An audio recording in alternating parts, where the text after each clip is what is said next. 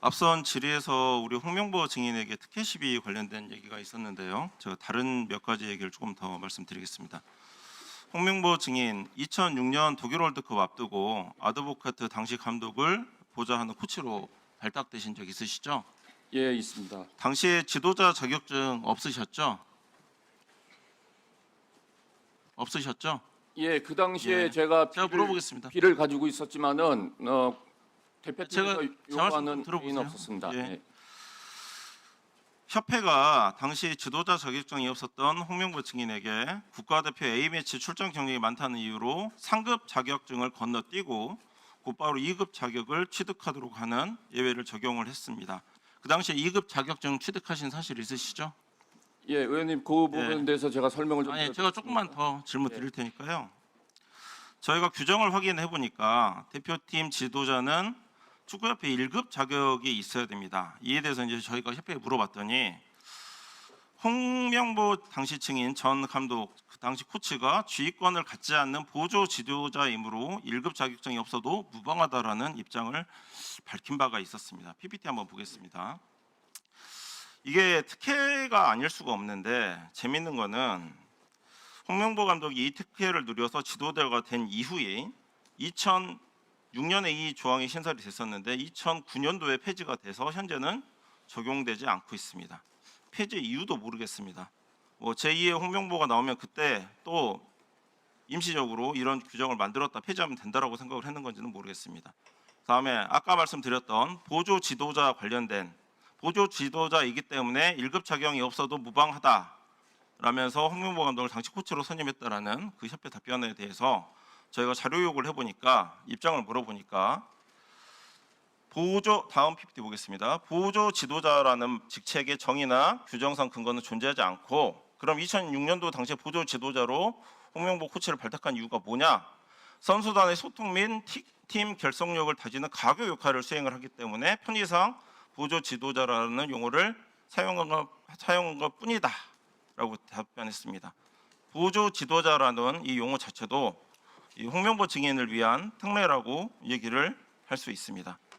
방금 앞선 그 배현진 의원께서도 말씀을 하셨는데 빵점 면접이라고 표현을 하셨는데 이 빵점 면접이라고 하는 이 특혜라고 하는 부분은 앞서 질문이 있었으니까 물어보지는 않겠습니다. 실제로 그 홍명보 증인께서는 그 감독 선임 과정에서 본인이 개입한 바 없다. 협회에서 부탁을 해와서 수락을 했을 뿐이다라는 입장으로 밝히신 적 있으시죠? 네, 맞습니다. 예, 그럼 이렇게 한번 여쭤보겠습니다.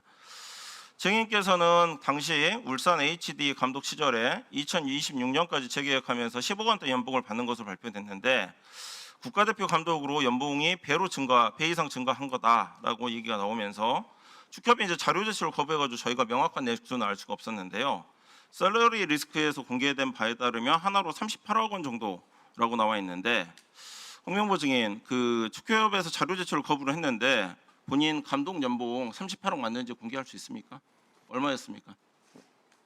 일단은 제 그 연봉에 대해서는 상호 밝히지 않는 조항이 있기 때문에 제가 여기서 직접적으로 말씀드리지는 못하겠습니다만은 지금 말씀하시는 38억은 그 정도는 아닙니다. 절대 아닙니다. 훨씬 적습니까? 훨씬 적습니다.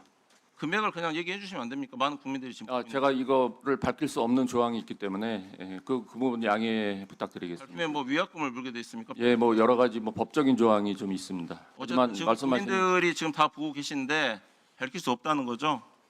그러면 먼저 금액을 제한한 거는 축구협회인 건 맞습니까? 본인이 제한한 겁니까? 뭐 상호 협의하에 했습니다. 뭐 상호 저는 협의입니까? 네, 뭐 돈 뭐 더 달라고 뭐 그런 거는 안 했습니다. 그래서 제시한 금액이 바로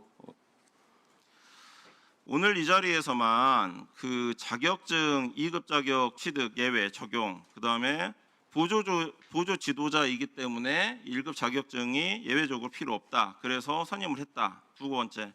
아까 빵집 면접이라고 하는 세 번째. 그다음에 연봉과 관련해서도 배 이상의 연봉을 받는 것으로 추정되는 언론 보도가 있을 정도로 네 번째 특혜가 있었습니다.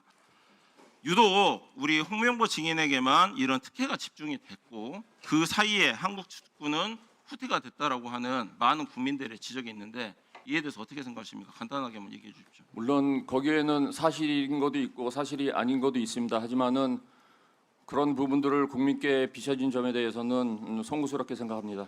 알겠습니다. 정몽규 증인께 질의하도록 하겠습니다. 존경하는 우리 노정면 의원께서 아까 50억 기부 관련된 얘기를 했는데요.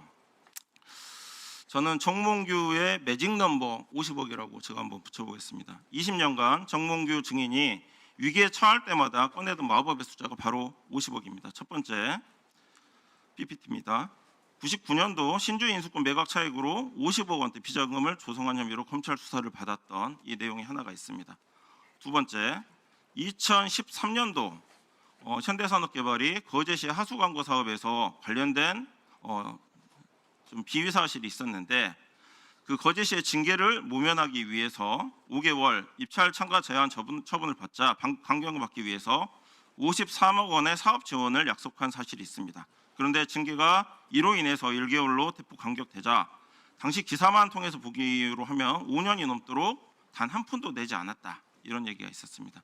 다음 PPT. 정말 가슴 아픈 저희 지역의 광주 지역의 참사입니다. 2021년 학동 사구역 재개발 철거 공사 중에 빌딩이 분고해서 정차 중인 버스를 덮여서 9명이 사망했던 참사였습니다. 이때도 희생자 추모 사업, 안전 예산 등으로 50억 원 내놓겠다고 약속을 했습니다. 7개월 후에 22년 자라는 화정동 아이파크 건설 현장 붕괴 사고가 거듭 발생을 했습니다. 지금까지 이 50억 약속 지키지 않고 소극적으로 일관하면서 유가족을 2번 울리고 있다는 지적이 있습니다. 다음, 아까 우리 존경하는 노정면 의원께서 말씀하셨고 증인께서 인정하신 것처럼 사선 권력의 연장을 위해서 축적 기부 50억 한다라고 했는데 이 관련된 내용 이행하지 않았다고 스스로 인정합니다. 이 부분 관련해서 한번 답변해 주십시오. 네.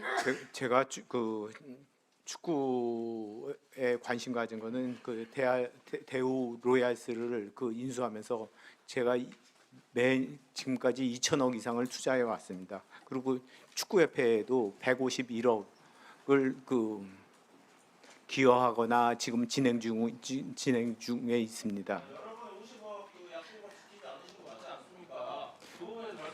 그 첫 번째, 두 번째, 뭐 세 번째 다 그 50억이 그렇게 바로 그 진행되지 않았다 했다 이렇게 말씀드릴 것은 아니라고 생각이 들고요. 그리고 뭐 여러 가지 형태로 다른 형태로 뭐 그 기여금의 그 형태가 많이 자주 변한 적은 있지만 네. 다음 김재원 의원님 질의해 주신데요. 참고로 5점만 지금 재석해 있는 김대희 참고인에게 질의를 반드시 해 주셔야 합니다.